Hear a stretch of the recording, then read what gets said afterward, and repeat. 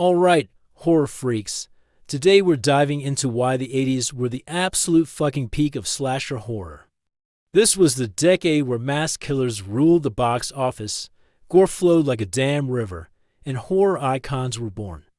Sure, slasher movies existed before and after, but no other era even come as close to matching the raw, blood-soaked insanity of the 80s. So, grab your machetes and fire up your VCRs, because we're about to break down why 80s slashers were the undisputed kings of horror.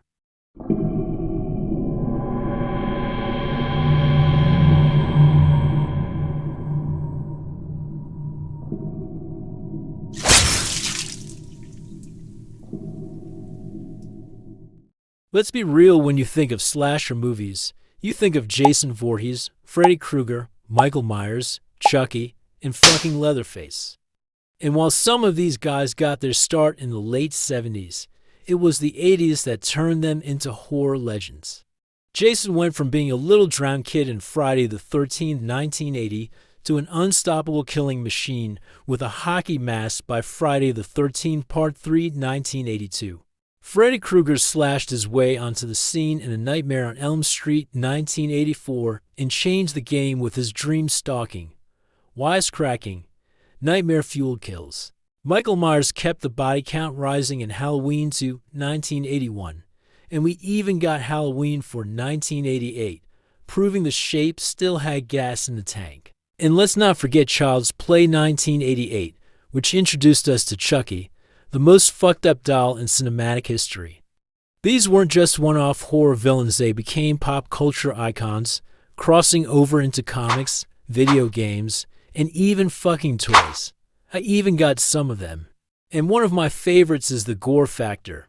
The 80s took gore to a whole new level. You had practical effects wizards like Tom Savini, Stan Winston, and Kevin Yard turning horror movies into blood-soaked masterpieces. Kill scenes weren't just quick stabs to the chest anymore.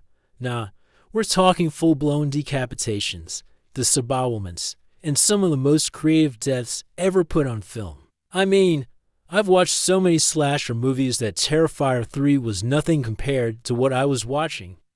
Think about The Burning 1981. That raft massacre scene is straight-up nightmare fuel.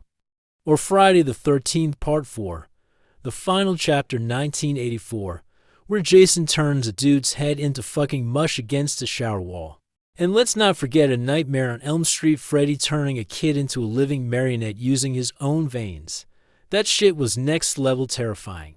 CGI didn't exist yet, so everything had to be done practically, making the gore look insanely real. The result? Some of the most brutal and creative kills in horror history, all thanks to the 80s obsession with pushing the boundaries. One of the reasons slashers exploded in the 80s was because they were dirt cheap to make and made studios a shit ton of money. Halloween 1978 paved the way, proving that you could make a horror movie for next to nothing and rake in millions. Studios took that formula and ran with it, cranking out slasher after slasher, most of them costing under $1 million and pulling in massive profits. This led to franchises being milk dry. Jason got a new Friday the 13th movie almost every year. And Freddy went from terrifying in A Nightmare on Elm Street 1984 to dropping one-liners in Dream Warriors 1987 and The Dream Mastered 1988. But even with diminishing returns, these movies still delivered the goods, blood, boobs, and brutal kills. The 80s didn't just give us great killers, it gave us some of the best final girls in horror history. Laurie Strode returned in Halloween to 1981, but we also got Ginny from Friday the 13th, Part to 1981, who actually outsmarted Jason, and Nancy from A Nightmare on Elm Street 1984, who straight up beat Freddy at his own game. Then you had Kirsty Cotton in Hellraiser 1987, a final girl who wasn't just running from danger, she was playing mind games with demons from hell. This era also solidified the rules of horror. If you have sex, do drugs, or drink, you're fucking dead. Stay a virgin, don't be an asshole, and maybe, just maybe, you'll survive. These tropes were born in the 80s, and they're still the foundation of slasher movies today. And another reason 80s slashers hit different, the fucking music. You had synth-heavy scores from John Carpenter and Halloween to 1981 and The Fog 1980.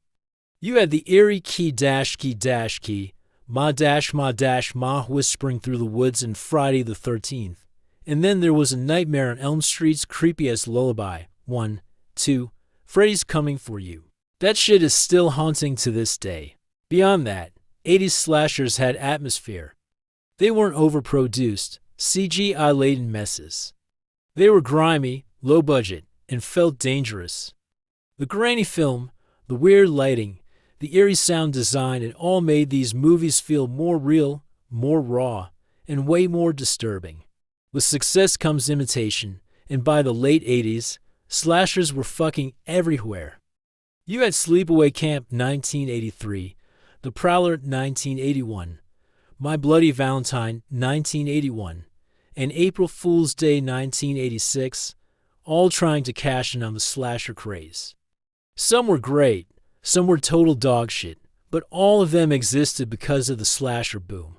Eventually, though, the market got so flooded that audiences got sick of it, and by the early 90s, slashers were pretty much dead. Until Scream 1996 came along and revived them. So, why were 80s slashers the peak of horror? Because they gave us everything we love about the genre today: iconic killers, brutal kills, badass final girls, and a style that can't be replicated. They were raw, violent, and unapologetic, and horror has been chasing that high ever since. Let me know in the comments what your favorite 80s slasher is, and if you think modern horror even comes close to what we got back then. And don't forget to like and subscribe, or Jason might just crawl out of Crystal Lake and slice your ass up. Later, horror freaks.